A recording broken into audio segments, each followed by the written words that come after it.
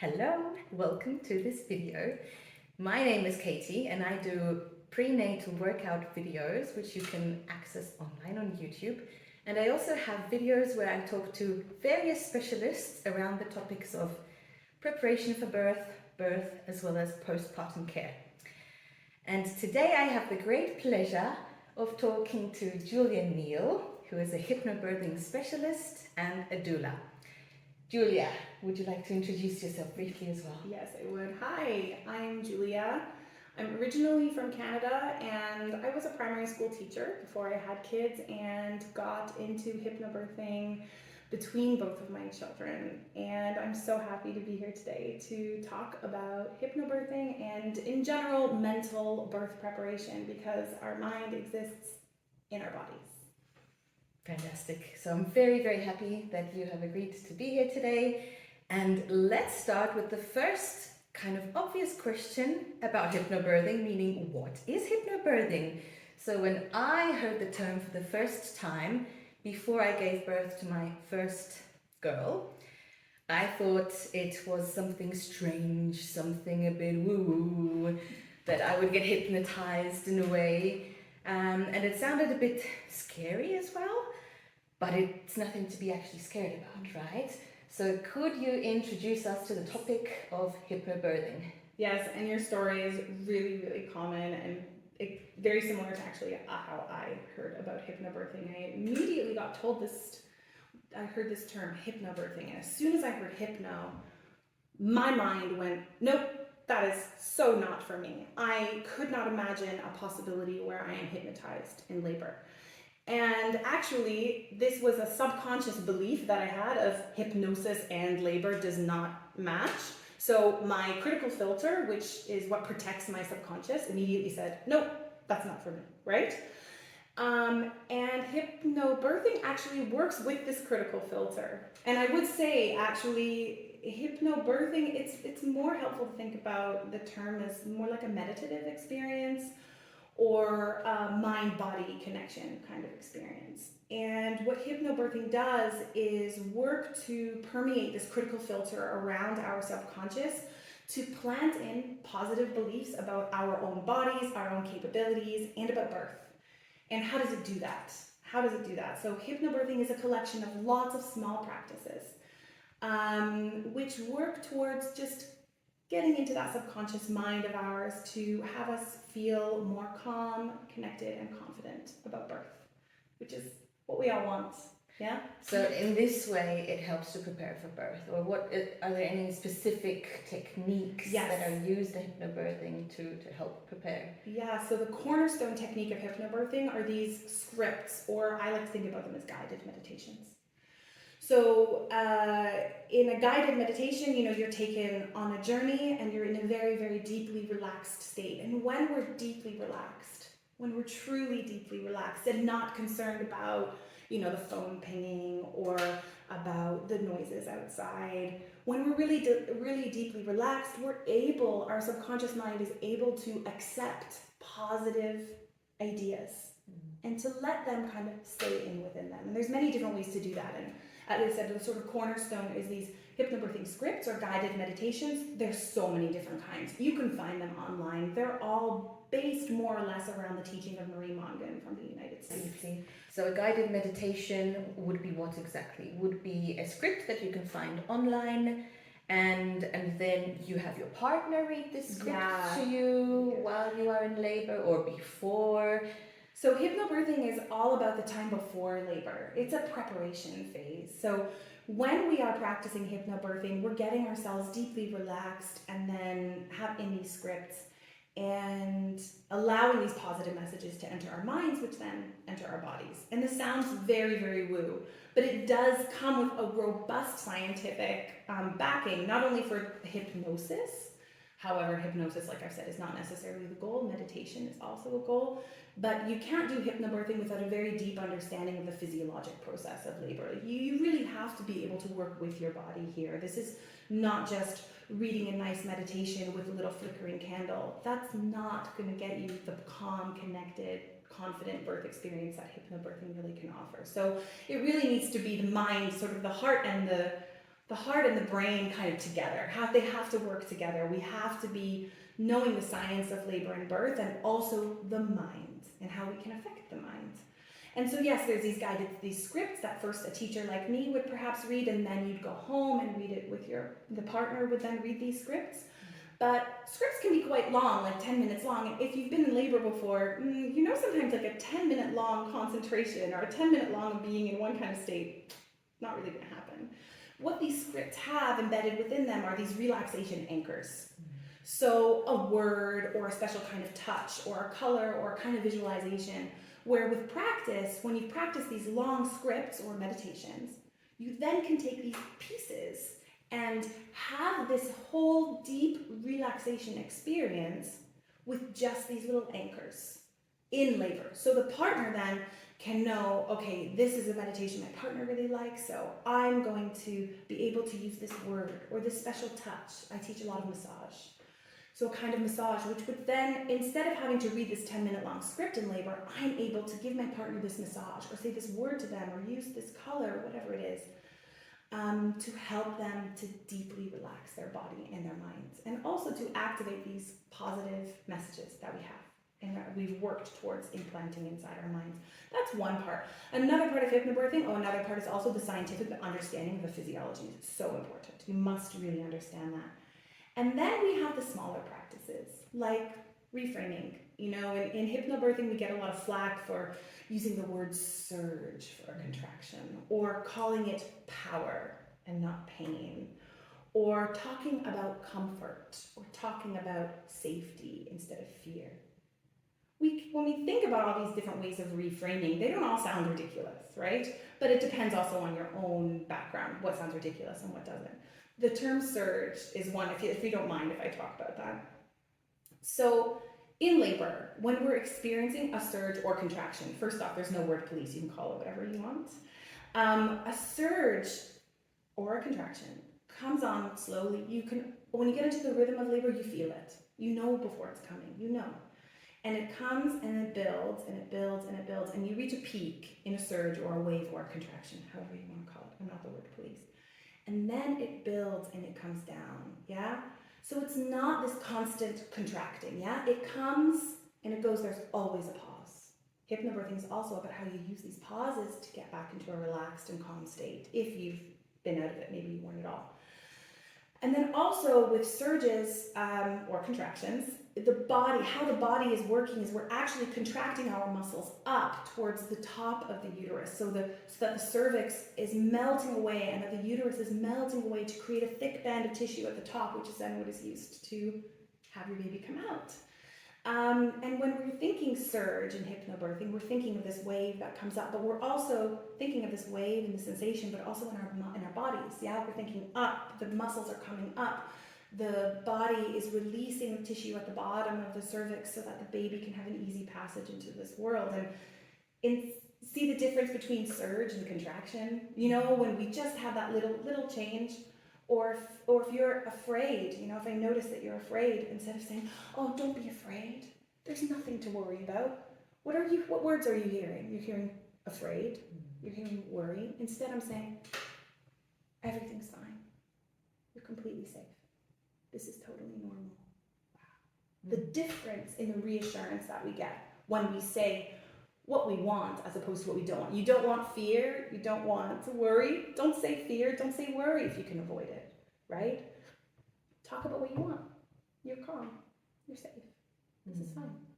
And this is something that you have to train, right? And you do have to do some work. It's not a switch you can turn on, yeah? This does take preparation. This does take work. And this is a fantastic thing for your partner to be involved in. So right? important. Because it's the mum, the woman that gives birth, but you still want to be supported by the other person in the process, and how to get them involved and how they can support you. Yes. And this sounds like one of these ways. This is actually a very quick way to sort of help your partners. Just talk to them about the words that they're going to use for you in labor, or how you're going to be supported. Everyone likes to be supported in a different way. Some people are more wordy, some people are more touchy, some people are more, who knows what, visual, yeah?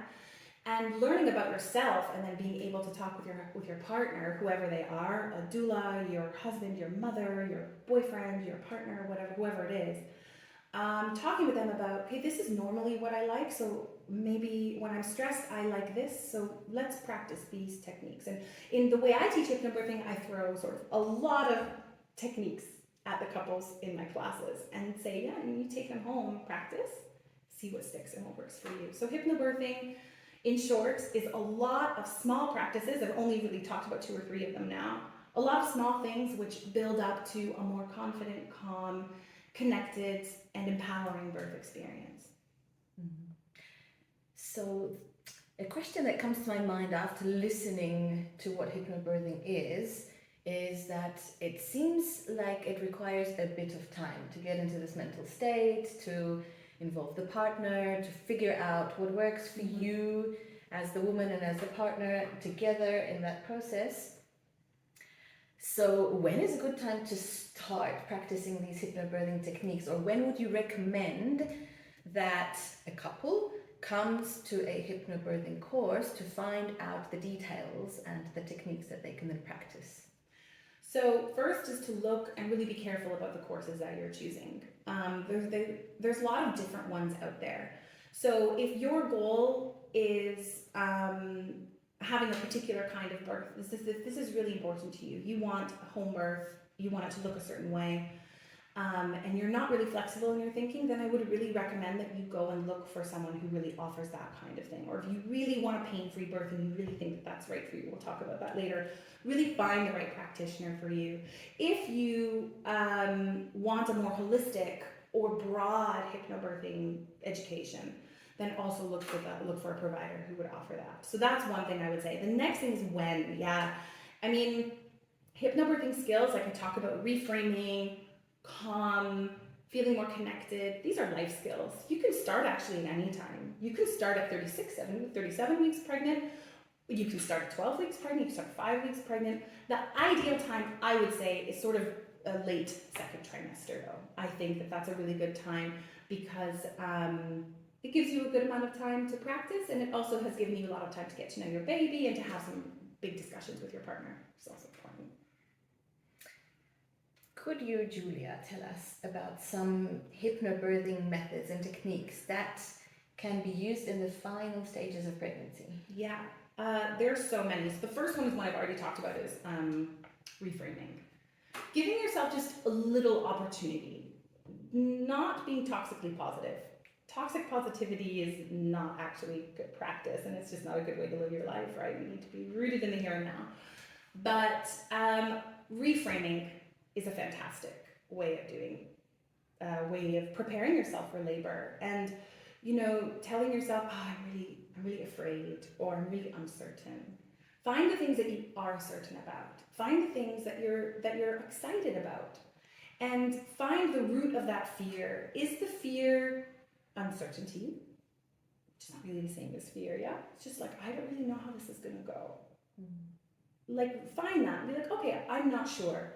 So, but I'm actually really capable, yeah? And you have to tell yourself, how capable are you? You're a grown woman. You've probably lived through quite a lot of complex experiences in your life. Maybe you've moved, maybe you've learned a new language. Look back on your experiences and tell yourself, well, hey, I could cope with that. So actually, I can cope with this too. Like, I can handle the uncertainty here.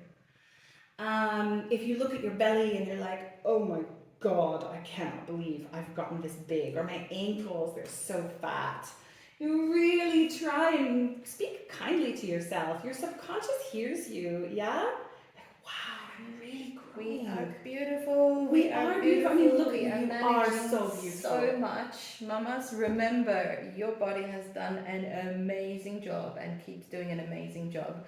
Growing a baby, it's like running a marathon a year. Exactly. The amount of energy, physical preparation that you, as your body, is doing for the baby inside is already so extreme and so beautiful.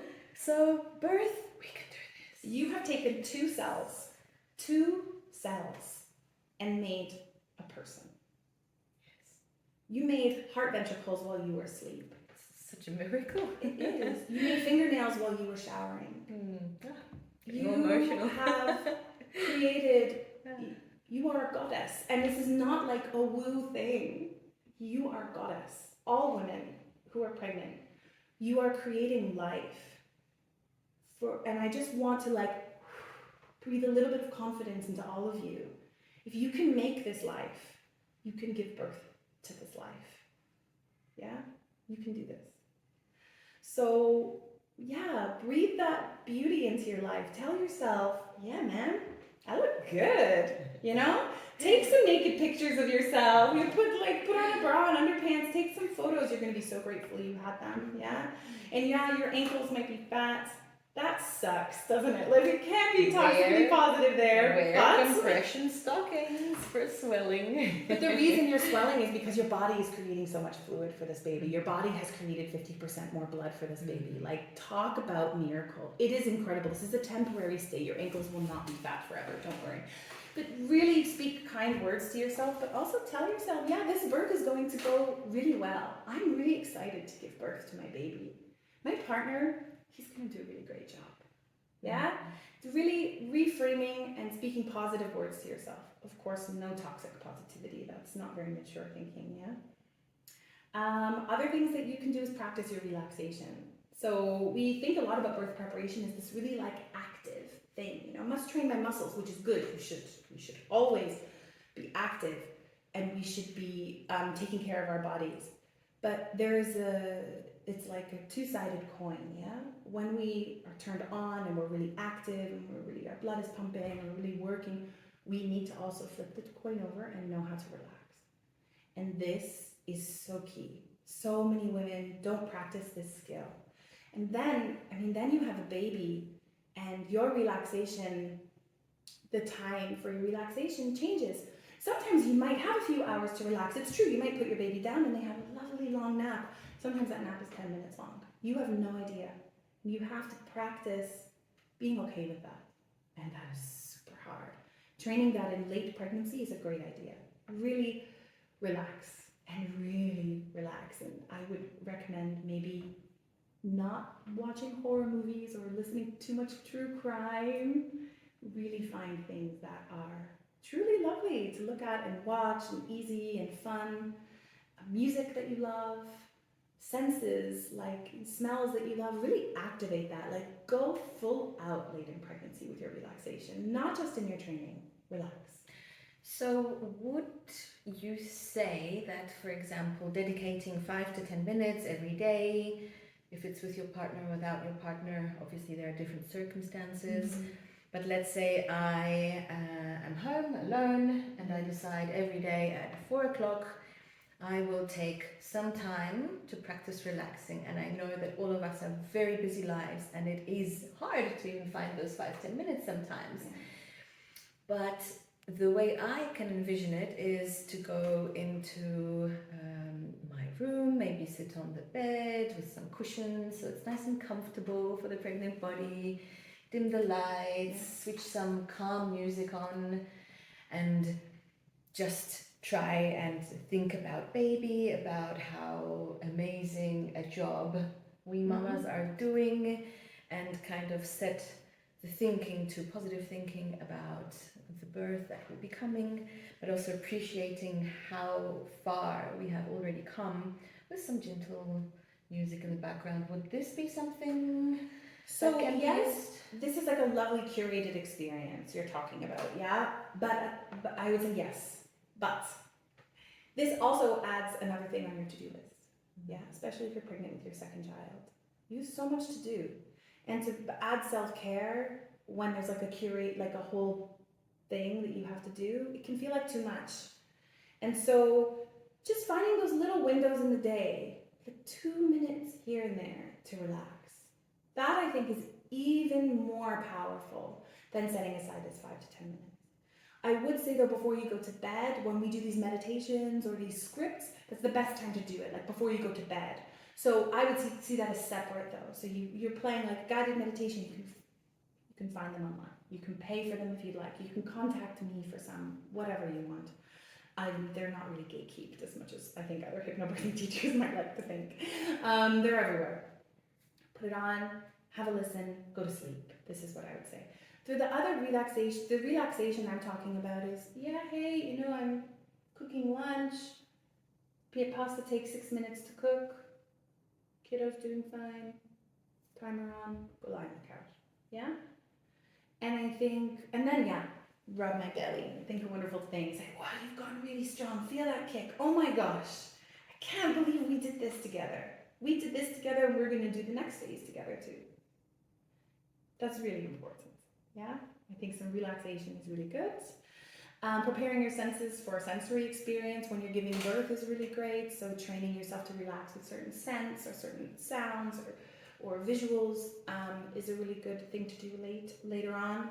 And also practicing some breath work, which later we'll do really simple breath work together. And learning about birth. If you don't know very much about birth, I would really recommend that you tap into that. Really look into how birth really does work. It's not just a cervix opening and a baby coming out. This is a whole body experience. And it's not what we see in movies, right? No, we haven't even touched on that, right? I mean, we're so conditioned to see birth as this like really horrific, really 10 out of 10 pain, only horrible, screaming, lying on a bed with bright lights, someone shouting at you, push, push, push. Hey, birth does not look like that. It certainly doesn't have to look like that. Yeah.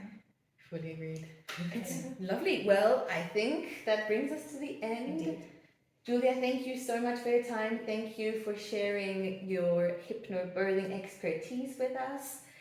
I'm very grateful to have you here today, and I hope to see you soon again. Thank you so much, and all the best. It's going to be great. It is. Yeah, it is. Thank you so much for watching this video, and I welcome you to join for some future videos with other experts talking about different topics related to birthing, birth preparation, as well as postpartum recovery and care. See you soon. Bye-bye. Bye.